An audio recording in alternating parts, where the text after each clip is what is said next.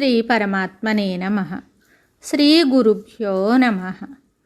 గురువాయుపురాధీశం విష్ణుం నారాయణం హరిం వాసుదేవం జగన్నాథం కృష్ణం వందే జగద్గురుం.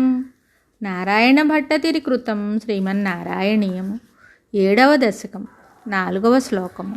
మాయా యత్ర కదాపి నో వికురుతే భాతే జగద్భ్యో బహిః శోకక్రోధ విమోహ సాధ్వసముఖా భావాస్తు దూరం గతాః సాంద్రానందఝరీ చ యత్ర పరమజ్యోతిః ప్రకాశాత్మకే తత్తే ధామ విభావితం విజయతే వైకుంఠరూపం విభో. ఈ శ్లోకమునకు భావము: ప్రభు, నీ ధామమైన వైకుంఠము చతుర్దశ భువనముల కంటే పైన ఉన్నది. అక్కడ మాయ యొక్క ప్రభావం ఏమాత్రము కనపడదు. అచ్చట దుఃఖము, కోపము, మోహము, భయము మొదలైన నీచభావాలేమీయును ఉండనే ఉండవు. అది పరంజ్యోతి ప్రకాశించు స్థలము. అచ్చట బ్రహ్మానందము పొంగి పొర్లుతూ ఉంటుంది. అట్లు విరాజిల్లుచున్న నీ వైకుంఠధామమునకు జయము జయము.